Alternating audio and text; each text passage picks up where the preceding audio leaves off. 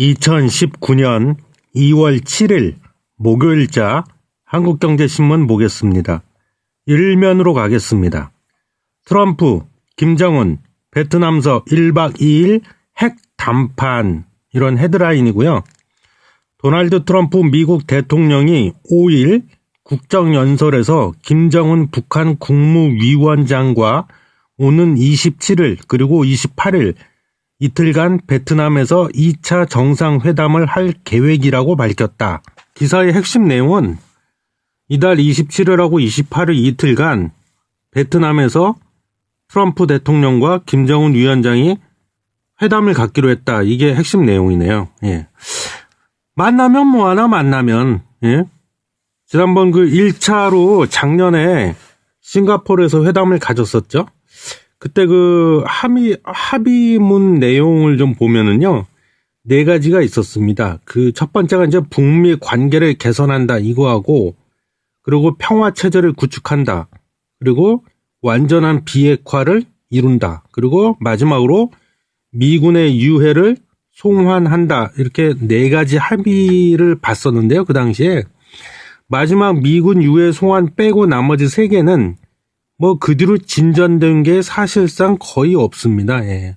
내용 자체가 좀 다들 좀 두리뭉실을 하다고 봐야겠죠. 예, 좀 너무 포괄적인 개념으로 그렇게 합의문 내용이 작성이 됐었는데, 요번에 베트남에서 또 만난다고 하는데 이번에는 관건이 뭘까요? 미국 측도 그렇고 북한 측도 그렇고 요번 2차 때는 뭔가 비핵화를 위한 그 구체적인 이행 로드맵, 즉 시간표, 예를 들면 그런 식의 어떤 그 구체적인 뭔가 안이 나와야만 할 겁니다, 이번에. 왜냐하면 첫 번째는요, 1차 회담 때 그 동창리에 엔진 시험장이 있는데 이거를 폐기하겠다고 북한이 약속을 그 당시에 했었어요. 했고 이제 미국 입장에서는 이런 약속을 받아낸 거죠. 근데 그 후속 검증 조치가 전혀 이루어진 게 없습니다. 그 뒤로. 약속만 받아낸 것 뿐이었어요. 그리고 두 번째가 이제 그 트럼프 대통령 입장에서 보면 그 가시적인 성과물이 나와야 될 겁니다. 그걸 들고 가야 재선에도 좀 유리하지 않을까, 그런 생각을 좀 해봅니다. 그래서 1차 회담 때처럼 또 뭔가 좀 이렇게 좀 두리뭉실하게 이번에 뭔가 또 뭐 합의를 보고 이렇게 나가버리면, 미국은 아시겠지만 양원제이지 않습니까? 예, 지금 그 하원을 민주당이 다 장악을 했습니다. 예, 그 중에서도 그 특히 우리 또 무시무시한 아줌마가 또 버티고 있죠. 하원 의장을 맡고 계신 우리 낸시 펠로시 아주머니가, 에이 등신아 그거를 합의라고 해왔냐? 이렇게 또 딴지를 걸고 넘어갈 수가 있기 때문에, 그래서 이제 그 스티브 비건이라고 요즘 이분이 공식 직함이 대북 정책 특별 대표라고 하네요. 그래서 이분이 지난 1월 31일 날 미국의 유명한 대학이죠, 스탠포드 대학에서 강연을 하셨어요. 근데 이때 강연하실 때 이분이 무슨 말씀을 하셨냐면, 아까 제가 얘기했잖아요. 비핵화를 위한 구체적인 이행 로드맵, 즉 시간표가 필요하다, 이번에 나와야 된다고 했는데 3단계를 드셨어요, 이분이. 1단계가 핵시설을 먼저 폐기해라. 그리고 2단계 핵과 미사일을 신고해라. 그리고 마지막 3단계가 그 핵과 미사일 이런 그런 대량 살상 무기들을 보관해 놓은 그 보유고를 없애버려라.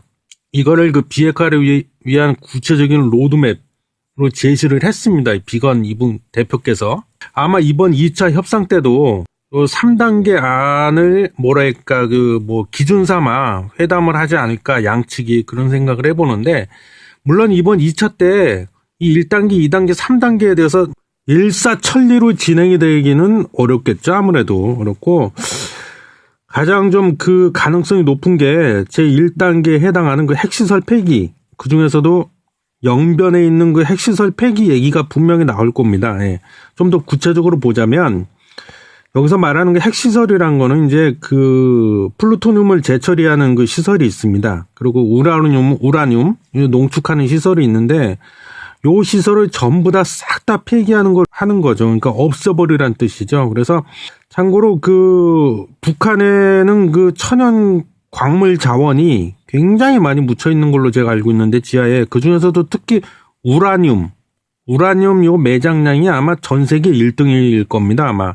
그 그다음에 이 시설이 영변에만 있는 게 아니겠죠. 당연히 상식적으로 생각을 해봐도 북한 전역에 아마 곳곳에 다 있을 겁니다. 그래서 이 영변에 있는 이 시설 이외에 북한 전역에 깔려 있는 그 우라늄 농축용 원심불리기라든가 뭐 이런 우라늄을 저장해 놓는 그런 저장 시설, 그리고 뭐 핵발전소에 그 플루토늄을 뽑아내는 추출하는 그런 시설, 이런 것들을 이제 전부 다 싹 다 폐기하고, 그다음에 우라늄의 그 광산, 우라늄 광산이 있겠죠. 당연히 거기서 이제 우라늄을 채취하겠죠. 그 우라늄 광산의 가동을 중단시켜라. 이렇게 이제 이번 2차 회담 때 미국에서 요구할 확률이 매우 높다. 그러면 이제 북한 입장에서는 그러겠죠. 그러면 니네 말대로 우리가 이거 다 없애버리면 니네 우리한테 뭐 줄 거냐. 그죠? 이제 딜을 하는 거죠. 그래서 뭐 예상되는 거는 이제 가장 급선무가 이제 북한 입장에서는 지금 대북 제재를 좀 급선무겠죠. 그다음에 이거는 제가 보기 확률은 낮은데 종전선언을 하는 거죠. 예. 지금은 그 전쟁이 끝난 상태가 아니잖아요. 휴전 상태인데 거의 70년 가까이 지금 휴전 상태. 그러니까 전쟁을 잠시 쉬고 있는 상태잖아요. 공식적으로는. 근데 이제 이거를 완전히 끝내버리는 그 종전. 전쟁이 완전히 끝났다. 전쟁은. 이렇게 선언을 해버리는. 그거를 이제 요구할 수도 있겠죠. 예, 북한이 미국에다 대가. 근데 요거는 제가 보기에는 요번 못해도 2차 회담 때는 요거는 좀 어려울 것 같고, 만약 하나라도 미국이 여기 이제 들어줘 갖고 진짜 종전 선언을 해버리면 제 생각인데요. 한 가지 좀 문제점이 있다. 왜냐면은 그렇게 되면 아마 지금 우리나라에 미군이 있잖아요. 주한미군. 그래서 주한미군을 완전 철수까지는 아니더라도 그러면 일부라도 좀 빼라. 뭐 이런 얘기가 이제 북한 입에서 나올 수도 있다.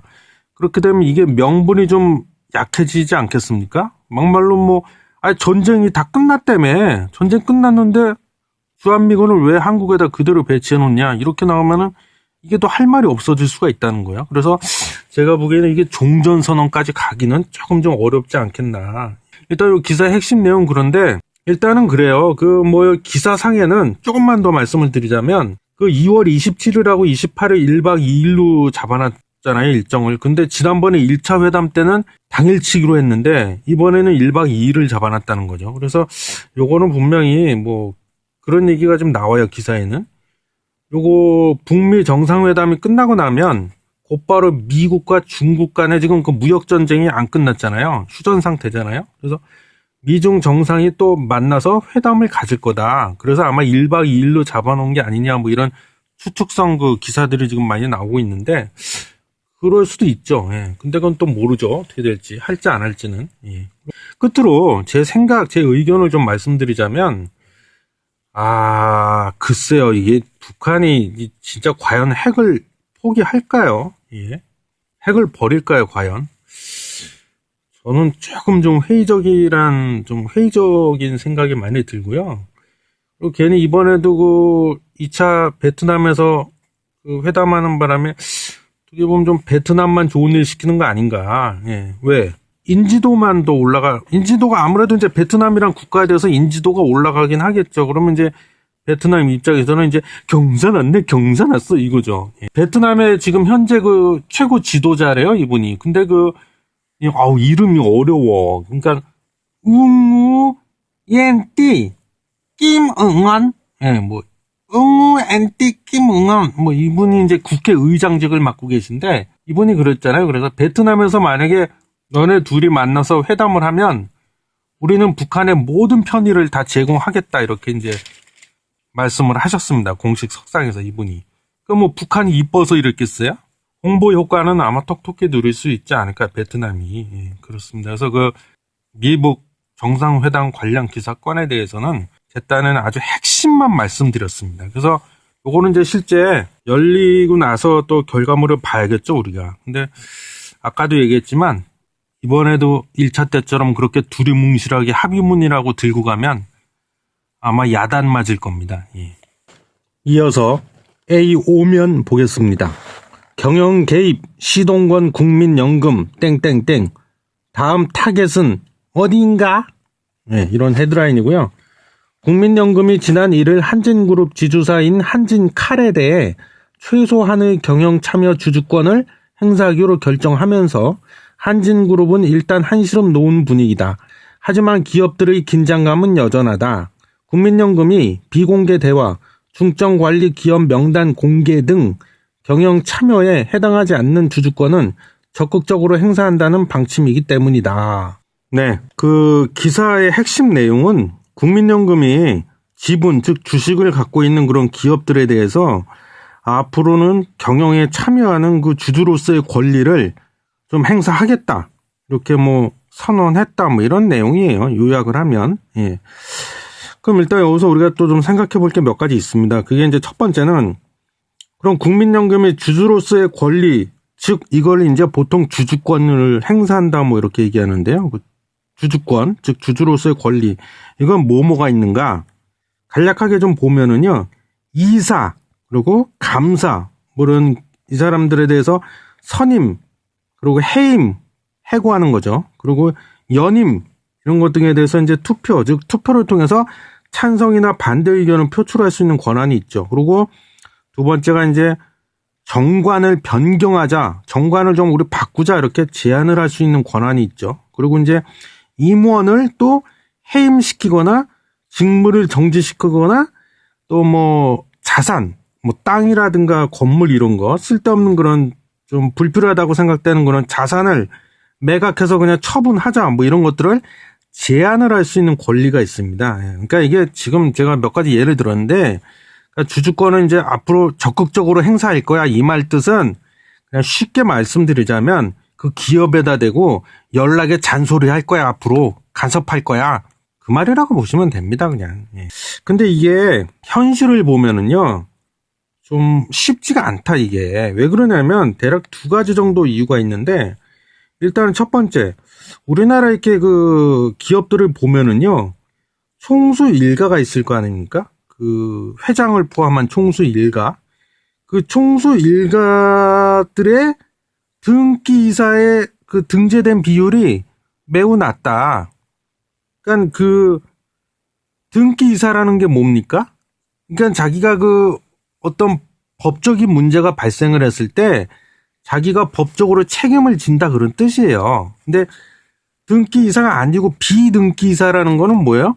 나는 법적인 책임은 전혀 안 지겠다. 그런 뜻이에요. 그래서 이 등기이사로 등재가 돼 있는 그 비율이 매우 낮다는 거는 뭐냐면 대부분이 다 총수 일가들이 등기이사가 아니다. 즉 법적 책임을 안 지겠다 이러고 있다는 거예요. 법적으로. 그리고 두 번째는 이제 10% 룰이란 게 있는데요. 그게 뭐냐면 지분율이 10% 이상이야. 그런 기업에 대해서 주식의 보유 목적을 밝혀야 되거든요.